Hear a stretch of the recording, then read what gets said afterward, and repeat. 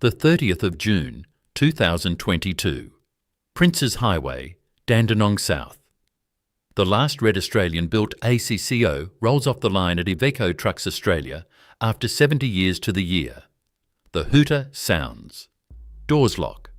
About 120 manufacturing workers walk out for the last time, plus 25 local engineers. The site is sold 5 months later to Aluro Group and ISPT for $95 million. By 2026, it is becoming a $280 million logistics estate called Dandenong Works. 8 super prime warehouses, Aldi on one side, Amazon on the other. Approximately 90,000 ACCOs built between 1961 and 2019. Australia's #1 heavy truck for 2 generations of tradesmen and waste contractors. The Italian-trained MD who closed the factory was promoted to Turin in 2024. This is the story of a Geelong factory that built the Kitty Hawks that defended Milne Bay, and the imported Spanish truck that replaced it. Chapter 1. The Engineer, Detroit, Michigan, 1970. A young Australian engineer named Colin Mackenzie walks into the International Harvester Technical Centre, Australian accent, hand-drawn sketches of a flat-faced truck cab in his briefcase. 2-year secondment from Dandenong. He is here to manage the design team for the second-generation ACCO, the truck that will replace the first-generation cabover that has carried International Harvester through the Australian 1960s. The brief from Melbourne is specific. Australian conditions, Australian engines, Australian payloads, a cab that 2 men can press in a Dandenong stamping bay. Mackenzie is not a Chicago man. He is not an American. He had worked his way through what Historic Vehicles magazine later called many truck model iterations to become chief engineer of the truck division of International Harvester Company of Australia. Up through the drafting offices at Dandenong in the 1960s, up through the Geelong Product Engineering Centre, up through the Anglesey Proving Ground. By 1970, he is on a stamping floor in Detroit with a clay model in front of him and the specification sheet from Melbourne in his hand. The cab he is designing will still be in production 50 years later. The brief lasts him a career. This is the founder figure of the Australian ACCO story. Not Cyrus McCormick, the second of Chicago. Not J. Pierpont Morgan, the New York banker who brokered the 1902 merger that created International Harvester. Mackenzie. The engineer who designed the 1972 Butterbox and watched it outlive the company that built it. To understand the brief, you have to understand the Chicago parent. International Harvester was created on the 11th of August 1902 when J. Pierpont Morgan finalised the merger of 5 American agricultural machinery firms. The 2 largest were bitter rivals, the McCormick Harvesting Machine Company and the Deering Harvester Company. The families had been at war for 40 years. Morgan took a 3% commission. Cyrus McCormick II became president of a company born out of forced consolidation, not vision. By 1912, the International Harvester Company of Australia Pty Ltd was incorporated as a wholly owned subsidiary in Melbourne. By the late 1940s, it ran 550 dealers across the continent. Harvester House opened on the 22nd of May 1939 at 171 to 205 City Road, South Melbourne. But the brief that mattered for Mackenzie started in 1937. On the 29th of September 1937, International Harvester bought 45 acres at North Shore, Geelong. Mr. L.P. Thayer, Vice President of International Harvester Chicago, turned the first sod on the 19th of July, 1938. The Geelong plant opened in May 1939, 4 months before Hitler invaded Poland. Within 2 years, it would not be casting tractor blocks. It would be assembling fighter aircraft for the Royal Australian Air Force. Mackenzie was a child when those Kitty Hawks were being assembled at Corio. He would inherit the workforce that built them. Chapter 2. The Geelong Foundry, May 1939. The North Shore plant runs 3 product lines from day one: McCormick Deering tractors, international trucks and agricultural implements. The first locally built international truck rolls off the assembly bay within months. The first Australian-built tractor will not roll until April 1948. But the casting bays, the pattern shop, the foundry floor are operational from the opening day. The Geelong workforce in 1939 is roughly 400 men. The plant is 20 miles west of Melbourne, on the south shore of Corio Bay, near the wool stores and the wheat silos and the Ford factory that has been there since 1925. The Victorian Transport Press call Geelong, Detroit by the sea. Ford on one side, International Harvester on the other, the Australian motor industry being born in a Victorian port town. The dark side of the floor is on the record. Cast iron poured by hand from ladles at 1,400 degrees Celsius. Sand-moulded engine blocks. The foundry floor in a Geelong winter, the doors open for ventilation, hands going numb between pours. A Geelong man could expect 20 years on the casting line before his lungs gave out. Then on the 3rd of September 1939, Robert Menzies declares Australia at war. The Geelong factory floor does not change overnight. The tractors keep rolling. But by 1940, the orders are not coming from farms. In June 1940, the Menzies government appoints Essington Lewis, Managing Director of the Broken Hill Proprietary Company, as Director General of Munitions. Lewis is given cabinet authority to commandeer any factory in Australia. He answers to Menzies alone. If you have seen our BHP episode, you already know the man.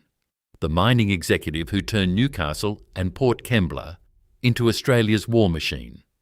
In the spring of 1941, his clerks reach into the Geelong International Harvester factory and rewrite the production schedule. The tractor jigs come off the line. Aircraft assembly trestles go on. Then comes the £1,630,000 expansion of 1947, the largest single industrial investment in Geelong's post-war history. New foundry capacity. New machine shops, a new pattern building. The plant emerges from the war bigger than it went in. On the 11th of September 1952, the 10,000th Australian-built tractor rolls off the Geelong line. A Super AW6 driven onto the apron by Sir John Blackjack McEwen, Minister for Trade and Customs, future Country Party leader, future Prime Minister of Australia for 22 days in 1968, between Harold Holt's drowning and John Gorton's swearing in.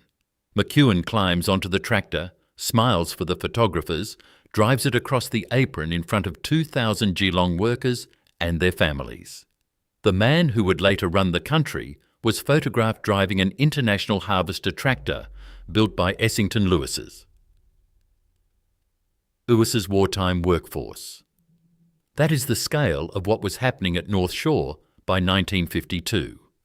But the more important story is what happened on that factory floor between 1940 and 1945. Chapter 3. Staff of 1,200. September 1939. War declared. June 1940. Essington Lewis appointed Director General of Munitions. By the spring of 1941, agricultural manufacturing at Geelong has, in the words of the historic Commercial Vehicle Club of Australia, virtually ceased. The Geelong workforce trebles to over 1,200 by the end of 1941, a large percentage of them women. The men are at the front. The women are on the assembly line. The tractor jigs are in storage. The aircraft trestles are up. The Geelong Corio plant assembles Fairey battle bombers and P-40 Kitty Hawk fighters. It also handles Bell P-39 Airacobras. Part of the plant becomes an American base with an airfield. The Australian War Memorial holds the primary source photograph AWMC2 31987.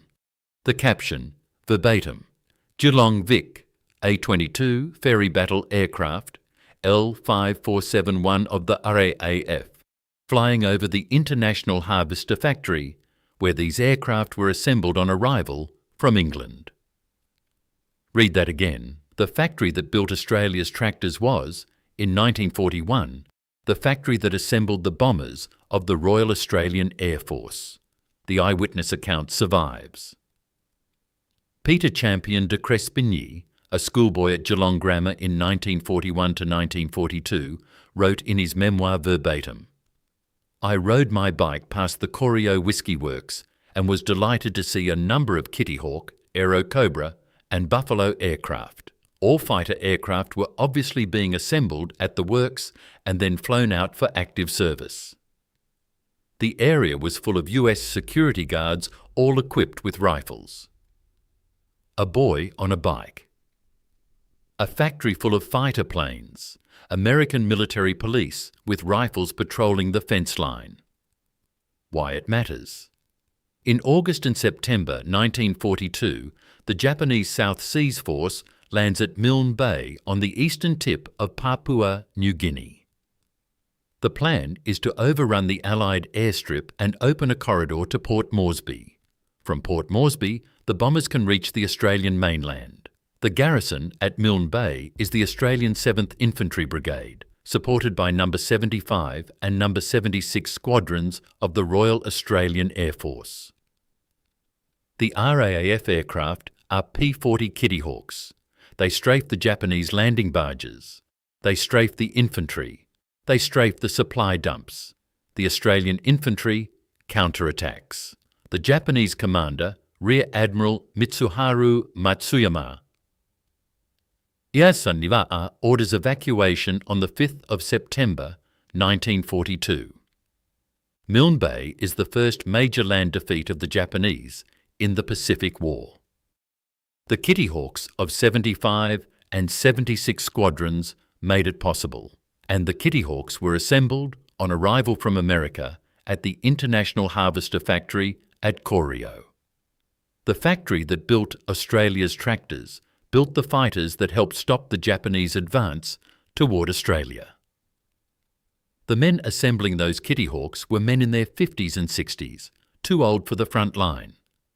The women bolting on the wings were the wives and daughters of soldiers in North Africa and New Guinea. At war's end, the Geelong factory pivots back.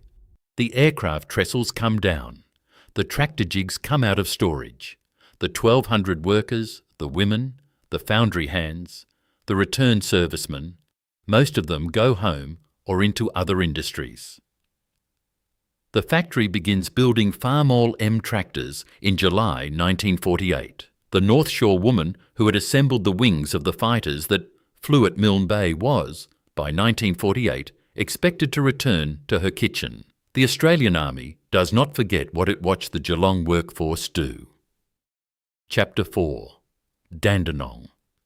By 1950, the truck market is exploding. Post-war reconstruction, returned soldiers buying farms, rural electrification, the Snowy Mountains scheme. International Harvester Australia cannot meet truck demand from the Geelong line, which is already at tractor capacity. The decision is made in Melbourne and Chicago to build a dedicated truck factory. The site is bought southeast of Melbourne, a 23-hectare block at Dandenong, then a country town of 6,000 people, 20 miles down the Princes Highway. On the 4th of August 1950, IHA Managing Director Mr. W. W. Kilof turns the first sod on the Dandenong site. Kilof is an American expatriate sent from Chicago in 1947 to run the Australian operation. Now he stands in a paddock on the outskirts of Melbourne in a wool suit and a tie with 20 Geelong men behind him and a Dandenong Journal photographer in front of him, turning a single spadeful of basalt clay. A ceremonial shovel. The clay falls into a pressed tin tray. One day earlier, on the 3rd of August 1950, the first mass-produced Australian-made international truck had rolled off a temporary assembly line at the South Melbourne head office. An AL10 model with a silver diamond 220 cubic inch petrol engine.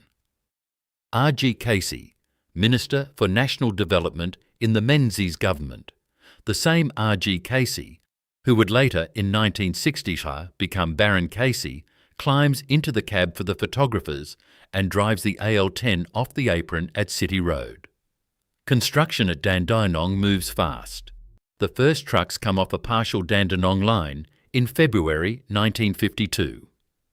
The plant is officially opened on the 27th of June 1952 by the Premier of Victoria, John Macdonald of the Country Party, the same Macdonald who had taken office in June 1950 in an unprecedented coalition between the Country Party and the Labor Party. The Dandenong Works is the first international harvester truck factory built outside North America. It is also Dandenong's first major industry. At the same ceremony, R.G. Casey, now Minister for External Affairs, addresses the crowd. We greatly welcome the establishment of this essential industry in Australia. This plant is, in effect, strengthening the economy of Australia. The starting date for the 70-year clock. If you have watched our Holden film, you already know what happens here. Heinz opens its Dandenong plant in 1955, Prime Minister Menzies officiating.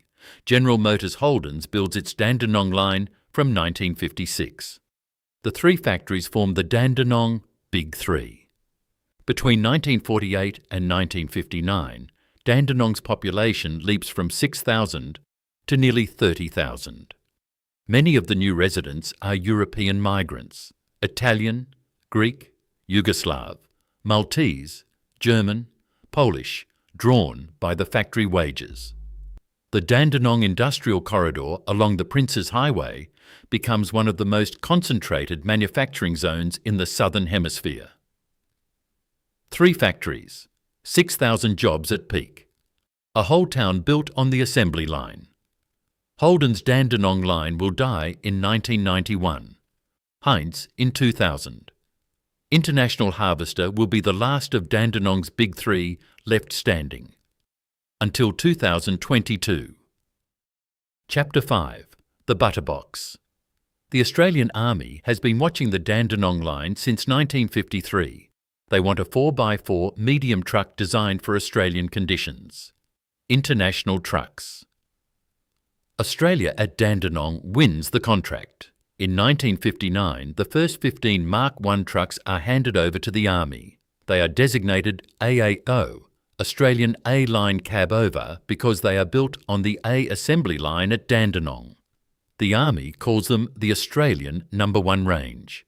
That is the documented military designation. That is where the title of this video comes from. A small additional order of 10 Mark II vehicles follows. Then orders in 1959 and 1963 for Mark III and Mark IV variants. Total Mark I to Mark IV production, 1,230 vehicles. In 1966, the Mark V 6x6 begins production to fill an Army order for 390 units. These will see service with Australian forces in Vietnam between 1966 and 1972, hauling ammunition and rations through the Mekong Delta. The first civilian AACO rolled out in 1961, developed from the military Mark III. In 1966, with the move from the A line to the C line, the truck is renamed ACCO, Australian Sea Line Cab Over, not Australian Constructed Customised Output, not Australian Army Cab Over. Named for the C assembly line at the Dandenong factory, the etymology that every owner-driver has been arguing about for 60 years, settled by the factory paperwork.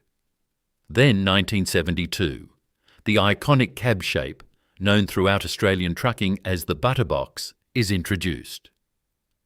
This is the cab Colin Mackenzie has been designing in Detroit for 2 years, stamping presses, clay models, wind tunnel runs, the flat-faced cab with the squared corners and the chrome bumper smile. The trucks are designed for Australian conditions specifically, the long flat haul from Melbourne to Mount Isa, the corrugated dirt road from Alice Springs to Tennant Creek, the granite ranges between Sydney and Brisbane. The cab he designs in Detroit in 1970 to 1971 will still be in production 50 years later. 60% of every working ACCO ever built will share the same essential cab silhouette. Mackenzie's own verdict on his design, in his 2015 book, Inter to Iveco, the 1972 ACCO, had enough of the right stuff to be in production some 50 years later. Its Iveco replacement has failed to match the ACCO's market share. He would leave International in the mid-1970s for the Ford Motor Company, where he would manage the launch of the Louisville, the truck that would, in his own assessment, become an even bigger market success than the venerable ACCO. He would publish 4 books on Australian truck history before his death. He had been the engineering brain of a company that no longer exists. The Butterbox is built around a ladder chassis, a Cummins or Caterpillar or Detroit diesel engine, a Rockwell rear axle, an Eaton or Allison transmission. Configurations from 4x2 prime mover to 10x4 heavy-duty rigid. Euro 3 emissions in 2003. Euro 4 in 2007. Euro 5 with AdBlue in 2010. The final revision in 2015. 50 years of refinement on one essential cab silhouette. Through the 1970s and 1980s, International Harvester Australia is the top-selling truck brand on Australian roads, the market leader in the over 5-tonne segment. The exact peak market share percentage has not been publicly disclosed, and we do not invent one, but the description is on the record in trade press from 1972 onwards. Chapter 6. 1 in every 9. By the late 1970s, the ACCO is everywhere. Every Australian over 30 has seen one. Every Australian over 50 has driven near one. Most have been driven past one before sunrise on a Monday morning. The metal-on-metal of the hydraulic lifter. The diesel idle at the curb. The cab shape unchanged since Colin Mackenzie's Detroit drawings of 1971. The refuse truck anchor is the strongest of all of them. The ACCO becomes the dominant Australian garbage truck in the 1980s and stays dominant for 30 years. The ARC has a name, Solo Resource Recovery, the Adelaide-based national waste contractor. In the mid-1980s, Solo bought its first international ACCO for an Adelaide curbside contract. Over the following 30 years, Solo bought more than 1,000 ACCOs. 1 in every 9 ACCOs ever sold went to a single waste contractor with offices in Adelaide. The trucks were rebuilt, recabbed, rebodied. The fleet was sustained across 2 generations of company management on a single truck model from a single Dandenong factory. In September 2019, after 30 years of orders, Solo took delivery of the 90,000th ACCO ever built, counted from the first civilian model in 1961. The truck was a 6x4 cab chassis built for refuse work. Solo's national fleet manager David Hancock took the keys from Iveco business director Bruce Healy on the Dandenong factory floor. Hancock, verbatim, for the tough start and stop work that is part and parcel of refuse collection, it's difficult to go past the ACCO. We currently have over 500 ACCO units in our fleet. Read that line, 500 ACCOs in one fleet in 2019. The largest single ACCO fleet in Australian history, owned by a family company built around one truck model from one Dandenong factory. The fire truck anchor is just as deep. The Country Fire Authority of Victoria takes delivery of the 1976 ACCO 1910 A pumper that will be nicknamed the Pink Panther, assigned to the Kangaroo Ground Fire Brigade. The 1983 International 6.NA four-wheel drive tanker.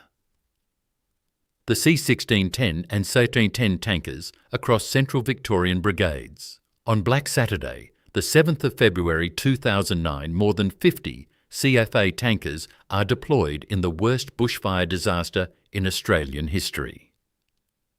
Many of them are ACCOs. The transport fleet anchor runs through every Australian heavy freight name of the post-war era: Linfox, K&S Freighters, Boral, Brambles, Pioneer, Scott's, Toll Holdings. From the 1970s, the Brown Postmaster General's mail trucks and later Australia Post's Brown delivery trucks ran on international ACCO chassis through regional Victoria, New South Wales, Queensland and Western Australia.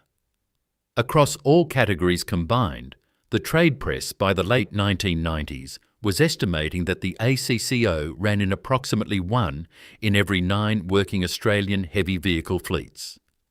Waste Management Review called the ACCO arguably the greatest refuse vocational truck this country has ever seen. The curbside ACCO is the sound of suburban Australia waking up, the diesel idle, the hydraulic groan, the lifter slamming back down. The cab shape unchanged since 1972.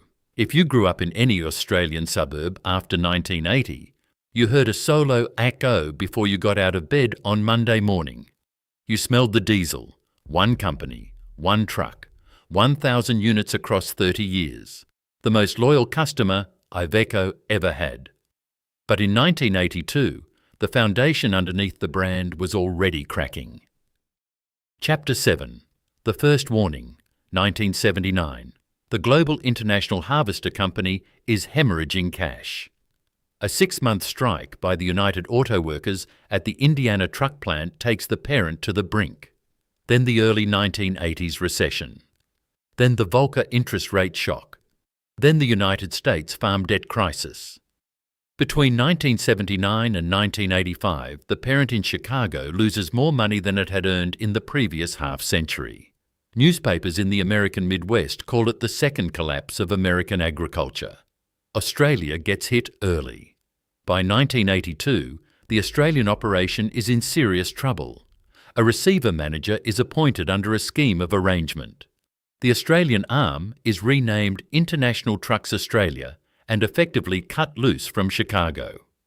The company will trade independently for the next 10 years, surviving without the parent that had built it. Colin McKenzie, who designed the 1972 Butterbox and now watches the company that built it disintegrate, gives the verdict in Inter to Iveco. Verbatim. IHA was overconfident of its ability to maintain its customary market leadership and probably had overinvested in support initiatives, such as the massively expensive proving ground in Anglesea and the engineering centre in Geelong. The chief engineer naming the cause of his own company's collapse, the infrastructure that had made International Harvester the dominant Australian truck builder of the 1960s and 1970s, now becomes the dead weight. The Anglesea Proving Ground, opened in 1961, sold to Linfox. The Geelong Product Engineering Centre, opened in 1962, closed. The Port Melbourne Earth Moving Plant, opened in 1958, closed in the mid-1980s. The Geelong North Shore operation, opened in 1939, closed in 1982. 43 years from L.P. Thayer's ceremonial spadeful of clay to the gates locked. The Geelong workforce that had trebled to 1,200 under Essington Lewis in 1941, that had assembled the Kitty Hawks that flew at Milne Bay, that had driven the 10,000th tractor off the line under Blackjack McEwen, that workforce was now dispersed. Many to Ford, some to Alcoa, some to retirement. The factory that had built the planes that defended Australia closed in silence in 1982. The macroeconomic context completed the damage. In November 1984, the Global International Harvester Company sold its agricultural division to Tenneco of Houston for $430 million. The tractors became Case IH Time magazine, capturing the betrayal. The company had been running an ad campaign, "The commitment is forever." And last week, Harvester's shaky financial condition forced it to break that promise. Critically, the Tenneco deal did not include the Australian truck operation. Australia had already self-rescued. McKenzie names the other accelerant. verbatim. The Japanese manufacturers Isuzu, Hino, UD, Nissan and Fuso appeared in the market, powered by higher-performing diesel engines that were durable. So the writing was on the wall for the longer-serving International, Ford D Series and Bedford models. In 1986, the surviving American truck arm renames itself Navistar International. The International Harvester name in America is effectively retired, but the Australian arm keeps building ACCOs at Dandenong, with a Cummins engine, a Rockwell axle, an Australian-designed cab and falling market share. By 1990, the Australian truck arm needs a buyer. Chapter 8. The Italian Buyer, 1975. Turin, Italy. Industrial Vehicles Corporation Iveco is formed from the merger of Fiat, OM, Lancia Veicoli, Speciali, Unique of France, and Magirus Deutz of Germany. Fiat's commercial vehicle arm consolidated into one European superbrand under the Agnelli family. Iveco moves quickly through the 1980s, acquiring Ford's UK truck business in 1986, the Italian bus builder Iveco Bus in 1990, and watching the global market for opportunities. The decision to enter Australia is made in Turin in 1990 by Iveco Chief Executive Giancarlo Boschetti. He sees a market that the global parent had effectively abandoned in 1985, a factory that had survived alone, a brand with enormous customer loyalty, and a Cummins and Rockwell drivetrain that could be Europeanized over the following decade. In 1992, Iveco acquires International Trucks Australia, including the Dandenong plant, from the ashes of the old IHA. The exact transaction value has not been publicly disclosed, and we do not invent one. By 2001, the new entity is named Iveco Trucks Australia Limited. By 2003, the Iveco grille appears on the ACCO front. The ACCO badge stays on the doors. The truck is still an ACCO. The company is now Italian. Lloyd Riemann had walked through the International Harvester mailroom door at age 18 in 1969. By 1992, he had been with the firm for 23 years. He would stay for another 23. 46 years across what became known on the Dandenong floor as 18 managing directors. They called him Mr. ACCO. Riemann, in his 2015 retirement interview with Trade Trucks on the takeover, verbatim. The transition from Inter to Iveco was tough, definitely. It was a new culture, new processes and new products. And, without Iveco, the company would have just fallen in a deeper hole and never climbed out. The man who gave 46 years to the brand, acknowledging that the Italian takeover saved the company, even as it began the dilution. The dilution worked the way every multinational acquisition works. New global platforms replace the local designs. The PowerStar bonneted truck replaces the local S-Line in 1998. The Eurotech replaces the T-Line in 1996. The Stralis replaces the Eurotech and Eurostar in 2004. Each successor truck is a European design with Australian assembly. Each successor truck has a lower percentage of Australian-made content. The numbers are stark. The ACCO, at its peak, ran at approximately 85% Australian content. The PowerStar dropped to 65%, the Stralis to 55%. By the time the Italianisation reached the ACCO itself, in 2018 the question was no longer how Australian the truck was. The question was whether there was an ACCO left at all. There was one structural irony that nobody at Dandenong noticed at the time. In 1985, the American parent had sold its agricultural division to Tenneco, which became Case IH. By 1999, Fiat had bought Case IH. By 2013, Fiat had merged Case IH and Iveco into CNH Industrial. The two halves of International Harvester, the tractors and the trucks, were briefly reunited inside the same Italian holding company. more than a century after the McCormick-Deering merger in J.P. Morgan's Chicago office. The reunion did not last. On the 1st of January 2022, C&H Industrial would split them apart again. Chapter 9. By 2018, the Dandenong factory is half empty. The press shop that has been stamping ACCO cabs since the late 1950s is running at 15% capacity. Prime Mover magazine, verbatim. The Dandenong facility has been underutilised since 2018, when the manufacture of the ACCO model changed over from using locally produced major components such as the cab to a new model based on the imported European model of the Iveco Stralis. That single decision killed the local ACCO. The original Dandenong cab presses had stamped in excess of 80,000 ACCO and ACCO cabs since the late 1950s. 80,000. The same dies. The same pressed steel cab shape that Colin Mackenzie had designed in Detroit in 1971. In 2018, those presses fall silent. The replacement cab is shipped from Iveco's European plants. The locally bolted truck is technically still called an ACCO, but the cab is Italian. The cab dies are scheduled for retirement and eventual scrap.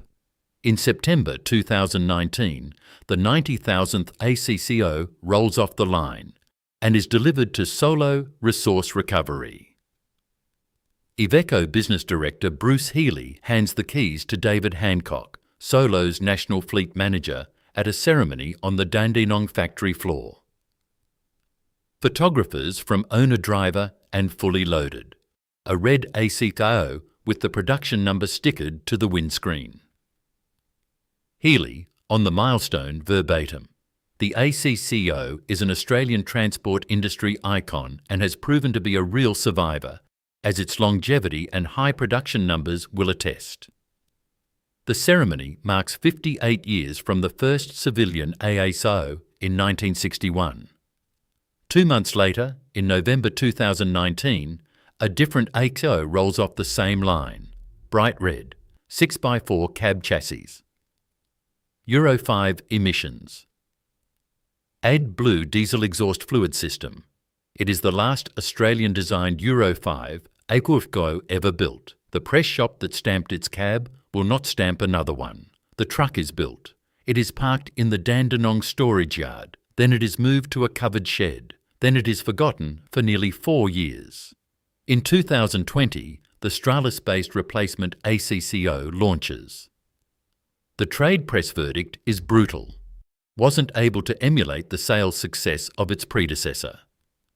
Iveco's heavy-duty market share, which had been the dominant share of Australia's over 5-tonne market in the 1970s, collapses to under 3% by 2022. In February 2020, Iveco appoints a new managing director, Michael May. An engineer by training, a 20-year career at Daimler and Mercedes-Benz Trucks Australia. Director of Mercedes-Benz Truck Operations before crossing to Iveco. His predecessor, Bruce Healy, the same Bruce Healy who had handed the keys to the 90,000th ACCO in September 2019, had lasted barely 2 years. May arrives presented to the trade press as the engineer who would finally stabilise Iveco Australia after a decade of churn. The job description was different from what the press release suggested. May arrives in February 2020 to a half-empty factory, a collapsed market share, and an Italian parent about to demerge from C&H Industrial and become independent. Owner-driver, capturing the period at Iveco Australia, verbatim, a merry-go-round of short-lived executive appointments led by a seemingly endless stream of mediocre managing directors. May was the one handed the hatchet. Chapter 10. The Hatchet Man, the 25th of November, 2021. Iveco Australia announced the closure of heavy truck manufacturing at Dandenong. 6 months' notice. The end date, the 30th of June 2022. 70 years from the official opening ceremony of the 27th of June, 1952, when Premier John Macdonald cut the ribbon and R.G. Casey welcomed the new industry. The scale of what was being switched off was on the public record. The Dandenong factory floor covered 34,000 square metres at its peak. In its first year of operation, 1952, it built 2,000 new trucks. Across the 70 years, more than 230,000 vehicles rolled off the line, 3 times the lifetime output of either of the 2 remaining Australian truck factories, PACCAR at Bayswater and Volvo at Wacol. The biggest truck factory in Australia by lifetime output, closing in 6 months. 6 weeks later, on the 1st of January 2022, CNH Industrial demerges into Iveco Group NV, a standalone listed company headquartered in Amsterdam. The Agnelli family's Exor holds approximately 27% of shares and 42.5% of votes. Gerrit Marx, Chair Suzanne Haywood, read that again. The Iveco Group was demerged from CNH Industrial on the 1st of January 2022. Its first major Australian decision, 6 months later, was to switch off a factory that had been running for 70 years. The new Italian company's debut Australian act was the closure. Michael May's statement on the closure, verbatim. Given our brand's long history of manufacturing in Australia, this next step towards customisation strengthens our ability to remain agile and responsive to demanding regional requirements. Translate that sentence. He closed Australia's oldest truck factory. On the 30th of June 2022, the last red Australian-built ACCO rolled off the sea line. The hooter sounded. Doors locked. About 120 manufacturing workers at Dandenong walked out, plus 25 local engineers. Iveco refused to publish a job loss number. Big Rigs on the 1st of July 2022, verbatim. It is unclear how many employees have lost their jobs. The HCVC Owner-Driver Forum, the gathering point of Australia's truck restoration community, registered the loss in its own way. A poster named Hayseed on the 2nd of July 2022. Once upon a time, Australian-made international trucks were as common as belly buttons. An Iveco spokesperson in corporate speak. It was with mixed emotions that we farewelled our manufacturing team. We recently held a jobs fair, which saw 14 employers attend Iveco to meet with employees impacted by the manufacturing sundown. That is the corporate phrase, the manufacturing sundown. In a separate 10-month dispersal between May and October 2022, Mannheim Industrial, partnering with Liquidity Services, auctioned the entire factory floor through online bid now auctions. Stamping presses, conveyor lines, jigs, welding stations. The cab press dies that had stamped 80,000 ACCO cabs since the late 1950s. The same Liquidity Services that had handled General Motors Holden's $30 million Adelaide factory dispersal in 2017. Toowoomba Foundry closed on the 29th of June 2012. International Harvester closed on the 30th of June 2022. 10 years apart, 1 day apart on the calendar. Holden Dandenong died in 1991, Heinz in 2000. The big 3 are gone.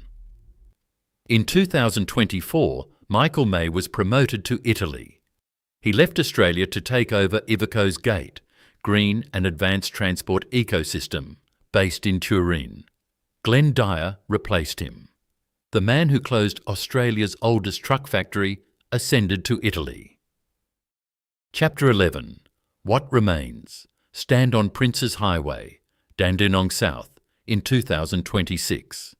The 23-hectare site that held Australia's first dedicated truck factory, where Mr. W. W. Killuff turned the first sod on the 4th of August, 1950. Where R.G. Casey climbed into the cab of an AL-10 in South Melbourne on the 3rd of August, 1950. where Premier John Macdonald cut the ribbon on the 27th of June, 1952, where Colin Mackenzie's 1972 Butterbox was first stamped, where 90,000 ACCOs were built between 1961 and 2019. The site is becoming a $280 million industrial estate called Dandenong Works, 8 super prime warehouses, Aldi on one side, Amazon on the other. ISPT will preserve 60,000 bricks from the heritage facade. Iveco kept 1.7 hectares for its customisation and innovation centre. The only physical memorial on the Dandenong site today is the absence. The hero artefact sits 2,300 kilometres northwest. The last Australian-built Euro 5 ACCO, bright red 6x4, donated by Iveco in August 2023 to the National Road Transport Museum in Alice Springs, on permanent display in the Trucks in Action venue. It was trucked from Melbourne to Alice Springs on the back of an imported, Spanish-built Iveco S-Way. The last truck out of Dandenong rode on the back of the truck that replaced it. Nick Pruce, CEO of the Road Transport Historical Society. The last locally manufactured Euro 5 ACCO aligns very well with the goals of the museum. Lesson 1. A truck factory survives 1982. It does not survive 2018. International Harvester Australia survived the 1982 global crisis by self-rescuing. The Geelong North Shore plant closed. Port Melbourne closed. Anglesey was sold, but the Australian arm kept the Dandenong line running until Iveco bought it in 1992. The ACCO kept rolling at 85% Australian content. In 2018, the same factory that had survived its parent's global collapse stopped pressing its own cabs and started bolting together European designs at 55% local content. The Italianisation killed the local ACCO. The takeover saved the company. The product was the casualty. Lesson 2. A corporate raider does not need to know what you build. Michael May had never assembled a Kitty Hawk at Geelong in 1941. He had never stamped an ACCO cab in 1972. He had never driven a CFA tanker on Black Saturday in 2009. He was a 20-year Mercedes-Benz executive who arrived in February 2020 and switched the factory off in June 2022. He was then promoted to Turin in 2024. The 1,200 wartime workers who assembled the planes that defended Australia at Milne Bay did not get a vote. Their grandchildren did not either. Lesson 3. A logistics estate is what replaces a truck factory.